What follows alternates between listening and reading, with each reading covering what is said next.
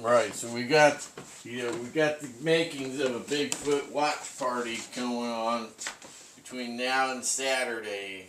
So, getting ready to go outside and, nature observation. Never know, Bigfoot might show up to the party, right? So, may as well be ready for Bigfoot.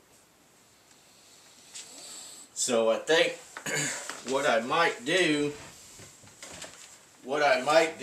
is I've got 4 oil lamps that are good for like 70 hours. So I may take those, and I may take 2 or 3 of them and place them here and there, just to kind of give a little bit of light. Just thinking about it. And then I'll make sure that I'm back in the shadows somewhere. That way, anything goes into the light, I'll see it, but they won't see me. Unless, of course, they have the capability to see in the dark, without night vision. Without night vision, right? Without thermals or whatever. Don't know.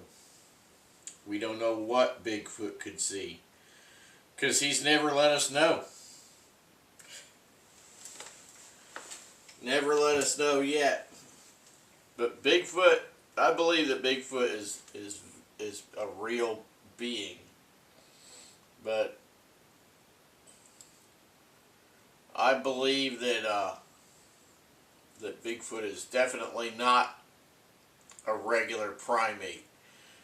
And I'll tell you that in the Bible, Jesus disappeared in the middle of a group of Jewish rabbis that were getting ready to stone him. It says Jesus hid himself and went out from among them. How do you hide yourself in the middle of a group of people? So obviously turning invisible is for those that have the ability, or they are in the know, obviously that it can happen, right? So I told the Bigfoot people, the people that are constantly trying to find Bigfoot, I've told them several times, and I've told several different groups, I'll tell you how to find Bigfoot. If you really want to find Bigfoot, I'll tell you how to find Bigfoot. But I'm just not gonna email you the secret. No. No, you're gonna have to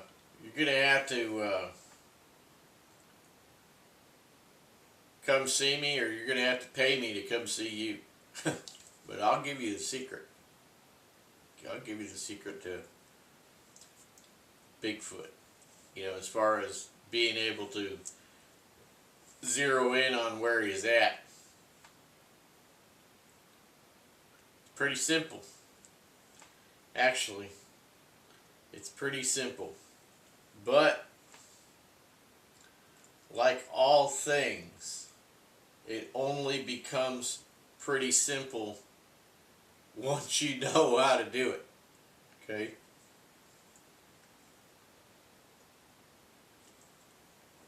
I made extra coffee today because I'm going to be thinking a lot. Thinking a lot about stuff. What I want to take, what I don't want to take. Sometimes I'll put a lot of stuff and then I'll trim it down. Oh, I don't really need that. Oh, I don't really need that. Because it's something to do, right? It's something to do. So anyway, still pretty chilly. I got 3 layers on right now, and yeah, so I got 3 layers on right now on my body, and then of course my watch cap is 100% wool. Now the hat that I wore in the last few videos, that is a Filson. and it's a pretty darn good hat, but it's only 50% wool. And I generally don't go for anything less than 70% wool. But I like the color. I like the color because it's kind of camo-y looking. And and it does keep your noggin warm. And I wish they would just go back to 100% wool, and they'd start going back to their roots on their clothing and stuff, you know, instead of trying to bend and weave with all these modern clowns with their sustainability crap, you know. And you know, the thing is that wool is sustainable, right? Wool itself, 100% wool. But then you got the clowns out there that cry about the animals and whatnot.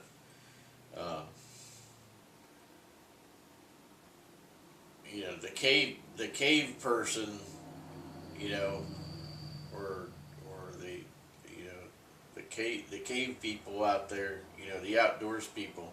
They don't want to hear that.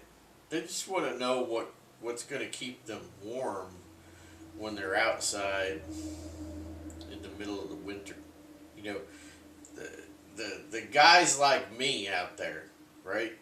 In other words, not the granola shop purchasers, not the people, you know, going to the granola shops buying the latest trash bag clothing for winter skiing or whatnot. No, I'm talking about the guys that are like Grizzly Adams, like me out there, that, you know, they want wool and they want animal furs and things like that. They don't want a bunch of synthetic garbage bag crap. Anyway, I don't even know how I got on that subject. Oh yeah, I was talking about that Filson. So that one is I thought it was 50% wool, with being 50% like the outer layer 50%.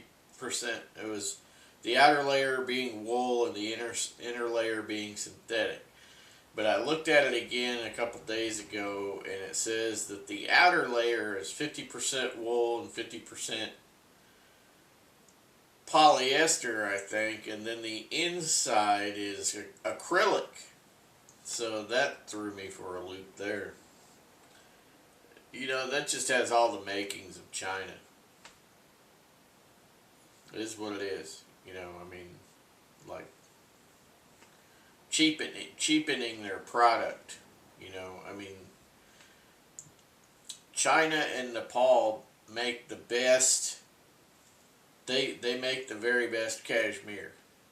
You know, when you talk about cashmere, right? But this is just wool. You know.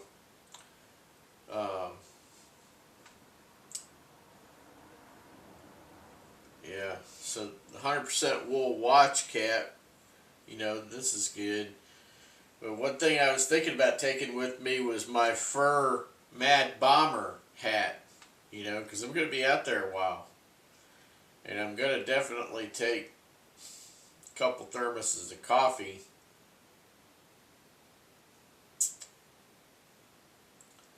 And I'm probably going to take my survival stove set up so that I can have me a little fire, you know, just for the heck of it, right? Maybe make myself some hot chocolate or something, right? Yeah, might do that. So what else have I got going on here? So, got the knife out. I got the knife out of the rucksack because not on high alert for Minuteman scenario right now. So I got my old bushcrafter out of one of my rucksacks that it was ready to go. So this is set up. This sheath is set up as a survival knife sheath. Now, if you were going to go on, you know, go full on and use this for just a straight combat knife, then you'd want something like Kydex, so you could just quickly pull it out and do your business, you know. Now, if you do kydex though, I told people about 12, 15 years ago in the knife arena, I told them, I said, look, I said, kydex is noisy. I said, all you fellas out there that want this for tactical use, it's too noisy. I said, here's how you correct it. You take a very, very thin piece of real suede leather, and you're going to line that kydex sheath with that. You know, use some adhesive and line the kydex sheath with that, and then you can, it will have a nice tight fit and it will be quiet. Okay.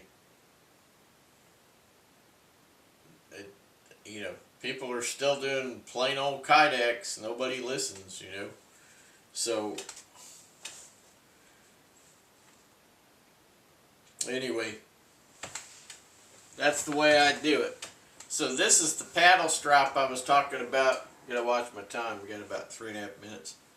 This is the paddle strop that I invented just for recurve blades. You see, it's rounded. You see that? Rounded. So I have it whipped on this end using tarred line. Some people call it tarred line, some people call it bank line. So I've got it whipped to this wooden stick here that you can buy at any craft store. It's got camo tape, gun tape covering the stick, and then I painted that coyote. Yeah. And then on this end I got a piece of parachute cord. There's a hole in the stick here drilled through. Paracord goes through there, and then I got it knotted off there, and then I got this length here on each side. So when I'm going out somewhere, I could just put this on the outside of my rucksack and then tie it into one of the webbing straps on the ruck, and then I won't lose it, but it'll still be readily available, right? So yeah, so it's just, you know, it's this length, right? So it's like basically from the armpit to just about the middle of the hand long, and that will obviously change for every person. But that allows me to just kind of tuck this here, you know, and just go ahead and strop my knife. You know, give that about 10, 20 strops. And this curved strop follows my curved blade, see? And then I can make sure that I get certain areas of that blade, get on the edge of that strop.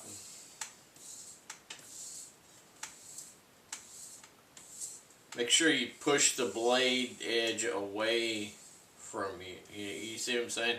So the blade edge is facing me, and I'm pushing it away. Okay? So you're pushing it away, and now you're pulling it to you.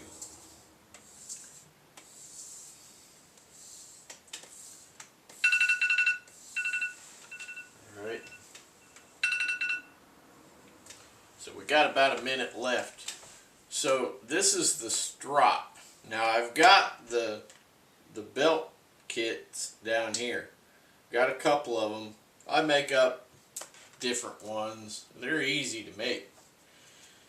And that's the reason why I want people to make these.